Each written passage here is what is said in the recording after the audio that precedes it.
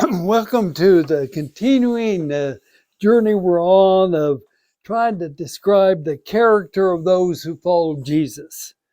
This is the journey of those of us who participate in the adult education program of Grace Church in Winfield, Kansas. So far, we've identified three components of the character of the followers of Jesus that are identified in the Beatitudes, attitudes to live by. One, we identified serenity, the ability to look beyond the present. Second was confidence, responding to every situation with the strength of faith. And thirdly, we identified contentment, accepting oneself. This week we dig a little bit deeper into the fourth attitude to live by, and again reading from first the translation, word for word. Blessed are those who hunger and thirst for righteousness, for they shall be satisfied. And then the native First Nations version from the indigenous community.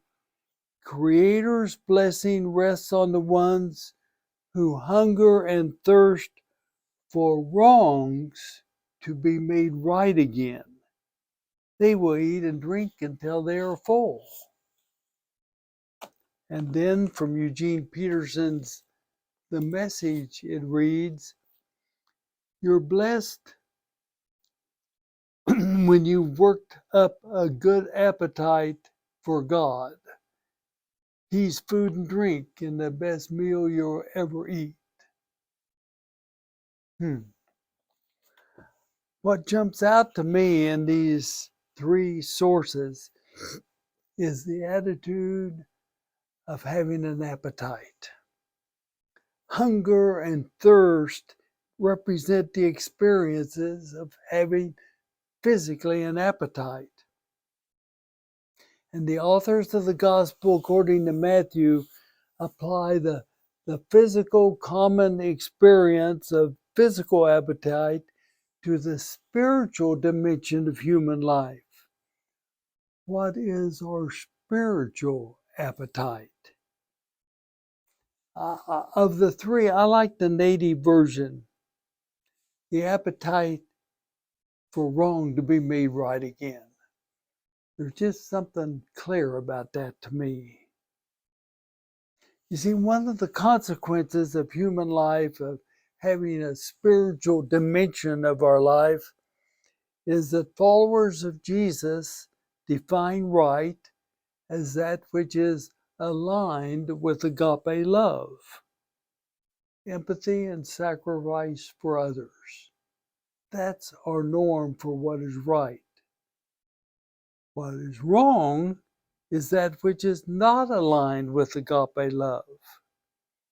And you see, the character of those who follow Jesus is to have an appetite for wrong to be made right again. Recently, Jimmy Carter celebrated his 99th birthday. Many of us saw that birthday recognized on TV when the host recalled Carter's 90th birthday 9 years ago. He was asked what he would wish for the remainder of his life. And he named two wishes, one of which is that he would outlive the guinea worm. One of his wishes was that human life could be rid of the dilemma of the guinea worm. Now, he was convinced the guinea worm was part of wrong when it attacked the human body, not to kill, but to disable and cause incredible pain and discomfort.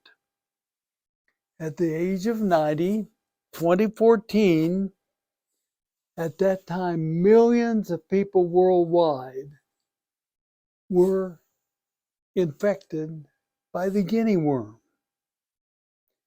Today, 9 years later, there are 6 reported cases worldwide. From millions down to 6. Why? Because a 90-year-old man had an appetite to eradicate the guinea worm by changing the drinking habits of millions by simply drinking through a straw that would prevent the guinea worm from coming into the body through water. Didn't involve huge amounts of money. What was demanded and required was a follower of Jesus who had an appetite for wrong to be made right. This characteristic of former President Carter clarifies a very important reality. That is, that knowledge of right and wrong is not enough. Knowledge does not develop character. What develops character as a follower of Jesus is an appetite for the wrong to be made right.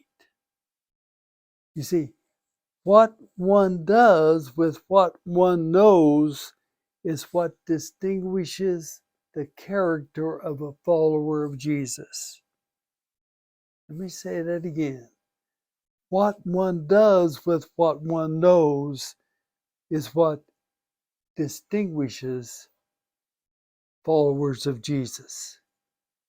Now remember, the audience of Matthew were the people who had a Hebrew understanding of faith. They were students of the Old Testament prophets, preachers who identified what was wrong, not aligned with the will of God and the love of God. And the message of Jesus was clear. Hypocrisy was knowing what was wrong, but not having the appetite for that wrong to be made right. Jesus talked a lot about hypocrisy. You see, this component of having an appetite for the followers of Jesus addresses 2 conditions which exist in our culture today. One of those conditions is the prominent theme, whatever will be, will be. Que sera, sera. Live life with the knowledge of what is right and wrong, but leave it alone, having no appetite for wrong to be made right, knowing that the guinea worms which invade the digestive system of human beings and cause pain and suffering and disability. But you know, if you don't have an appetite for wrongs to be made right, you're not a follower of Jesus. Because the character of a follower of Jesus has an appetite. The other cultural condition is apathy. The meaning of apathy is, I don't care. If it does not affect me, I don't care. A friend of mine recently shared that the new definition of civilization for a lot of people is what is best for me is civil regardless of how it affects others. Apatheo. That's the Greek word translated apathy. That's one of the words that's translated sin in the New Testament. I don't care. I know, but I don't care. You see, the character of one who follows Jesus has an appetite for wrongs to be made right. I choose to conclude this video this week with the knowledge that I've just gained as I prepared this video. Children's deaths by firearms in my country has escalated by 87% in the past decade. This is an alarming piece of knowledge.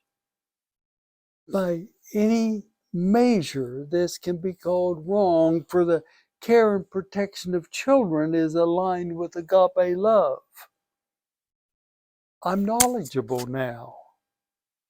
The question for me as a follower of Jesus is, what am I going to do with this knowledge? The character of following Jesus is not measured by the knowledge I have. The character of following Jesus is not measured by how smart I am. Whether or not I have knowledge doesn't make any difference. Rather, whether or not I'm a follower of Jesus is whether or not I have an appetite for that wrong to be made right. An attitude I choose to live by, a governing principle in my life. You see, when I'm physically hungry and thirst, I sit at the table to address my physical appetite. When I spiritually hunger and thirst, I'm called to address my spiritual appetite and work for wrongs to be made right. That's the fourth beatitude. The fourth component of the character of one who follows Jesus, having an appetite, hunger, and spiritually thirst. Well, a lot there, isn't there? But these questions might help you in your thinking and conversation. First of all, what is your personal experience of having knowledge of what is wrong without an appetite for wrong to be made right?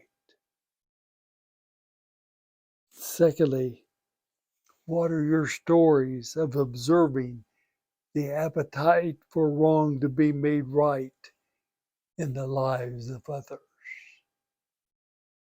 I hope you're enjoying the journey. Thank you.